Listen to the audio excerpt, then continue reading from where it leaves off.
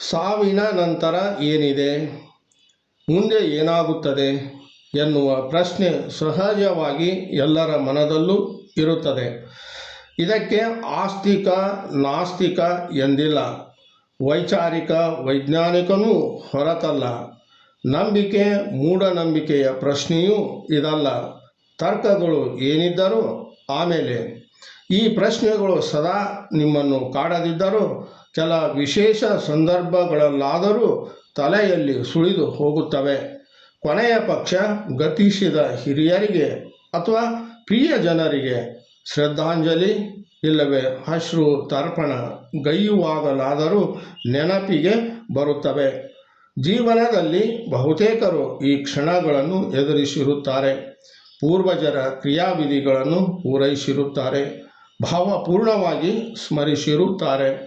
ಇದಿಷ್ಟು ಮಾಡಿದ್ದರೆ ಅವರವರ ನಂಬಿಕೆಯ ಸಿದ್ಧಾಂತಗಳು ಕಣ್ಣೆದುರಿಗೆ ಬಂದು ನಿಂತುಕೊಳ್ಳುತ್ತವೆ. ಇನ್ನು ಇದೇ ವಿಧಿವಿಧಾನಗಳನ್ನು ನಾವು ಭರತಭೂಮಿಗೆ ಕೇಂದ್ರೀಕರಿಸಿ ನೋಡಿದರೆ ಪೂರ್ವಜರ ಸ್ಮರಣೆಗೆ ಬಹುತೇಕರು ಪಿತೃಪಕ್ಷದ ಆಚರಣೆ ಮಾಡುತ್ತಾರೆ. ಇಲ್ಲಿ ಧಾರ್ಮಿಕ ನಂಬಿಕೆಯ ಪಿತೃಲೋಕದ ಪರಿಕಲ್ಪನೆಯೂ ಇದೆ. ಹಾಗಿದ್ದರೆ ಇವರು ನಂಬಿರುವ ಪಿತೃಲೋಕ ಎಲ್ಲಿದೆ, ಇಲ್ಲಿ ಏನು ನಡೆಯುತ್ತದೆ ಎನ್ನುವುದರ ರಹಸ್ಯ ತಿಳಿಯಲು ಈ ವಿಡಿಯೋವನ್ನು ಸಂಪೂರ್ಣವಾಗಿ ನೋಡಿರಿ. ನಮಸ್ಕಾರ ವೀಕ್ಷಕರೇ, ನಾನು ರಾಜು ಉಸ್ತಾದ್. ಕರ್ನಾಟಕ ಸಂಚಾರ ಹೆಸರಿನ ಸಮೂಹ ಜಾಲತಾಣಕ್ಕೆ ನಿಮಗೆ ಸ್ವಾಗತ. ಜೀವನ ಚಕ್ರದಲ್ಲಿ ಹುಟ್ಟು ಮತ್ತು ಸಾವು ಇದ್ದೇ ಇರುತ್ತದೆ. ಈ ವರ್ತುಲದಲ್ಲಿ ಬುದ್ಧಿಜೀವಿ ಎನಿಸಿರುವ ಮನುಷ್ಯ ಹುಟ್ಟು ಮತ್ತು ಸಾವುಗಳ ನಡುವಿನ ಪಯಣದ ಅಧ್ಯಯನದ ಜತೆಗೆ ಮುಂದೇನು ಎನ್ನುವ ಪ್ರಶ್ನೆ ಇಟ್ಟುಕೊಳ್ಳುತ್ತಾನೆ. ಈ ವಿಚಾರವೇ ಅನೇಕ ಸಂಗತಿಗಳ ಹುಡುಕಾಟಕ್ಕೆ ಹಚ್ಚುತ್ತದೆ. ನಮ್ಮ ಪೂರ್ವಜರು ಈ ವಿಷಯವಾಗಿ ತಮ್ಮ ವಿಚಾರಗಳನ್ನು ಇಟ್ಟಿದ್ದಾರೆ. ಧಾರ್ಮಿಕ ಹಾಗೂ ಪೌರಾಣಿತಿಹಾಸದ ಗ್ರಂಥಗಳ ಆಧಾರಗಳನ್ನು ನೀಡಿದ್ದಾರೆ. ಇದು ಮತ್ತದೇ ಪುನರ್ಜನ್ಮದ ವಿಷಯ ವ್ಯಾಪ್ತಿಗೆ ಬರುತ್ತದೆಯಾದರೂ ಇದನ್ನು ಅದರ ಮತ್ತೊಂದು ಅಧ್ಯಾಯ ಅಂದುಕೊಳ್ಳಬಹುದು. ಇದರ ಆಳಕ್ಕೆ ಇಳಿಯುವ ಮೊದಲು ನಾವು ಕೆಲವೊಂದು ಮೂಲಭೂತ ಪ್ರಶ್ನೆಗಳಿಗೆ ಉತ್ತರ ಕಂಡುಕೊಳ್ಳೋಣ. ಮೊದಲನೆಯದ್ದು, ಸಾವಿನ ನಂತರ ಏನಿದೆ, ಮುಂದೆ ಏನಾಗುತ್ತದೆ? ಉತ್ತರ: ಧರ್ಮ, ಆಧ್ಯಾತ್ಮಿಕತೆ, ನಂಬಿಕೆ ಮತ್ತು ತತ್ವಜ್ಞಾನದ ಪ್ರಕಾರ ಸಾವಿನ ನಂತರ ಆತ್ಮದ ಮರುಹುಟ್ಟು ಇಲ್ಲವೇ ಮೋಕ್ಷ ಇದೆ. ಗರುಡ ಪುರಾಣ ಆತ್ಮವು ಕರ್ಮ ಆಧರಿಸಿ ಹೊಸ ಜನ್ಮ ಪಡೆಯುತ್ತದೆ ಇಲ್ಲವೇ ಪಿತೃಲೋಕಕ್ಕೆ ಹೋಗುತ್ತದೆ ಎಂದು ಹೇಳುತ್ತದೆ. ಅಂದರೆ ಆತ್ಮ ಅಮರ, ಅವಿನಾಶಿ ಎಂಬುದನ್ನು ಇವು ಹೇಳುತ್ತವೆ. ಸ್ವರ್ಗ ನರಕದ ಕಲ್ಪನೆಯೂ ಇಲ್ಲಿದೆ. ದೇಹ ನಶ್ವರ ಎಂಬುದಕ್ಕೆ ಧರ್ಮ ಮತ್ತು ವಿಜ್ಞಾನ ಎರಡರದ್ದೂ ಮುದ್ರೆ ಇದೆ. ಆದರೆ ಆತ್ಮದ ಸಂಗತಿಯಲ್ಲಿ ವಿಜ್ಞಾನದಲ್ಲಿ ಸ್ಪಷ್ಟತೆ ಸಿಕ್ಕುವುದಿಲ್ಲ. ಅದು ಮೆದುಳು ಸತ್ತರೆ ಮನುಷ್ಯನ ಪ್ರಜ್ಞೆ ಅಥವಾ ಮನಸ್ಸು ನಾಶವಾಗುತ್ತದೆ ಎನ್ನುತ್ತದೆ. ಎರಡನೆಯದ್ದು, ಪಿತೃಲೋಕ ಅಂದರೇನು, ಅದು ಎಲ್ಲಿದೆ? ಉತ್ತರ: ಪಿತೃಲೋಕ ಅಂದರೆ ಅಗಲಿದ ಪೂರ್ವಜರು ಇರುವ ತಾಣ ಅಥವಾ ಇವರ ಆತ್ಮಗಳು ವಾಸಿಸುವ ಪ್ರದೇಶವಾಗಿದೆ. ಇದನ್ನು ಇನ್ನಷ್ಟು ಸ್ಪಷ್ಟಪಡಿಸಬೇಕೆಂದರೆ ಪೂರ್ವಜರ ಆತ್ಮಗಳು ಕರ್ಮಾನುಸಾರ ಜನ್ಮ ಅಥವಾ ಮೋಕ್ಷ ಪಡೆಯುವ ಮೊದಲು ಸ್ವಲ್ಪ ಕಾಲ ವಿಶ್ರಾಂತಿ ಪಡೆಯುವ ಸ್ಥಳವಾಗಿದೆ. ಇಲ್ಲಿ 3 ತಲೆಮಾರುಗಳವರೆಗಿನ ಪೂರ್ವಜರ ಆತ್ಮಗಳು ವಾಸಿಸುತ್ತವೆ ಎಂದು ಪುರಾಣಗಳು ಹೇಳುತ್ತವೆ. ಪಿತೃಲೋಕ ಭೂಮಿ ಮತ್ತು ಸ್ವರ್ಗದ ನಡುವಿನ ಪ್ರದೇಶದಲ್ಲಿದೆ. ಒಂದರ್ಥದಲ್ಲಿ ಅಂತರಿಕ್ಷ ಲೋಕವಾಗಿದೆ. ಪರಿವರ್ತನಾ ವಲಯ ಅಂತಲೂ ಕರೆಯಬಹುದು.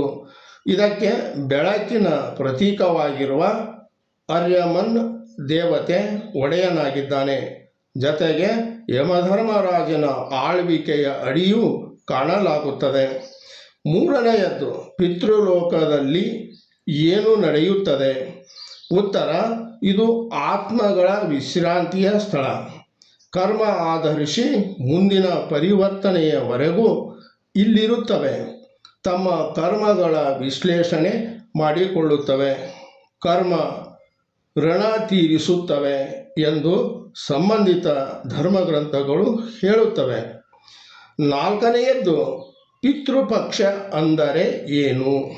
ಉತ್ತರ: ಪಿತೃಪಕ್ಷ ಅಂದರೆ ಭಾದ್ರಪದ ಮಾಸದ ಹುಣ್ಣಿಮೆಯ ನಂತರದ, ಅಂದರೆ ಪ್ರತಿಪದದಿಂದ ಮಹಾಲಯ ಅಮಾವಾಸ್ಯೆವರೆಗಿನ ಕಾಲಾವಧಿಯಾಗಿದೆ. ಈ ದಿನಗಳಲ್ಲಿ ಹಿಂದೂಗಳು ತಮ್ಮ ಪೂರ್ವಜರ ಆತ್ಮಗಳಿಗೆ ಗೌರವ ಸಲ್ಲಿಸಲು ಮತ್ತು ಅವರ ಋಣದಿಂದ ಮುಕ್ತಿ ಪಡೆಯಲು ಶ್ರಾದ್ದ ಮಾಡುತ್ತಾರೆ. ಕಾಗೆಗಳಿಗೆ ಅನ್ನ ಅಥವಾ ಪಿಂಡದಾನ ಮಾಡುತ್ತಾರೆ. ನೀರು ಅಥವಾ ತರ್ಪಣದ ಅರ್ಪಣೆ ಮಾಡುತ್ತಾರೆ. ಈ ಸಮಯದಲ್ಲಿ ಭೂಮಿಗೆ ಬರುವ ಪಿತೃಗಳು ಈ ವಿಧಿಗಳಿಂದ ತೃಪ್ತಿಗೊಂಡು ಆಶೀರ್ವದಿಸುತ್ತಾರೆ. ಇದರಿಂದ ಪಿತೃದೋಷಗಳು ನಿವಾರಣೆಗೊಂಡು ಕುಟುಂಬದಲ್ಲಿ ಸುಖ ಶಾಂತಿ ನೆಲೆಸುತ್ತದೆ ಎಂಬ ನಂಬಿಕೆ ಇದೆ. ಐದನೆಯದ್ದು, ದೇಹ ತ್ಯಜಿಸಿದ ನಂತರ ಆತ್ಮ ಹೇಗೆ ಪಯಣ ಬೆಳೆಸುತ್ತದೆ ಮತ್ತು ಎಷ್ಟು ದಿನಗಳ ಕಾಲ?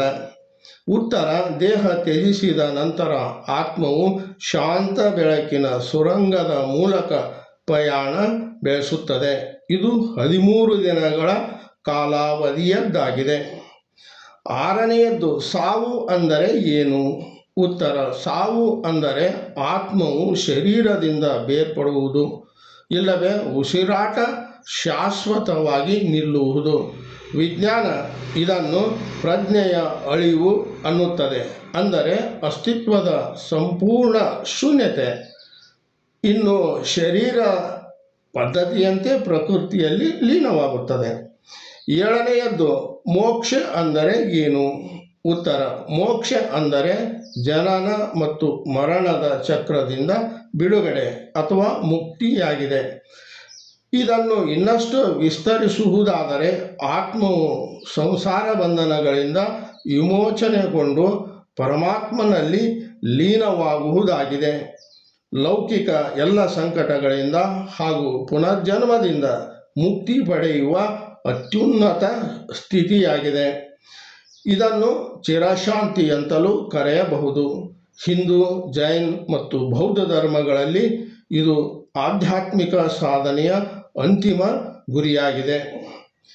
ಇದಿಷ್ಟೆಲ್ಲವೂ ಮಾಹಿತಿ ನಮ್ಮ ನಂಬಿಕೆ ಮತ್ತು ಧಾರ್ಮಿಕ ಗ್ರಂಥಗಳನ್ನು ಆಧರಿಸಿದ್ದಾಗಿದೆ. ಸಾವಿನ ನಂತರದ ಜೀವನದ ಬಗ್ಗೆ ವಿವಿಧ ಧರ್ಮಗಳಲ್ಲಿ ಅಭಿಪ್ರಾಯ ಬೇರೆ ಬೇರೆ ಇವೆ. ನನ್ನಿಂದ ಇದಿಷ್ಟು ಮಾಹಿತಿ ಸಾಕೆನಿಸುತ್ತಿದೆ. ನಿಮಗೆ ಇದಕ್ಕೂ ಹೆಚ್ಚಿನ ಮತ್ತು ಶಾಸ್ತ್ರೀಯ ವಿವರಣೆ ಬೇಕೆಂದಿದ್ದರೆ ಪಂಡಿತರ ಮತ್ತು ಧರ್ಮಶಾಸ್ತ್ರಜ್ಞರ ಮೊರೆ ಹೋಗಬೇಕು. ವಿಡಿಯೋ ಹಿಡಿಸಿದ್ದರೆ ಲೈಕ್ ಮಾಡಿ, ಸ್ನೇಹಿತರಲ್ಲಿ ಶೇರ್ ಮಾಡಿ. ಅಭಿಪ್ರಾಯ ಇದ್ದಲ್ಲಿ ಚಾನೆಲ್ನ ಕಾಮೆಂಟ್ ಬಾಕ್ಸ್ನಲ್ಲಿ ದಾಖಲಿಸಿರಿ. ಸಬ್ಸ್ಕ್ರೈಬ್ ಆಗುವುದನ್ನು ಮರೆಯಬೇಡಿ. ನಮಸ್ಕಾರ.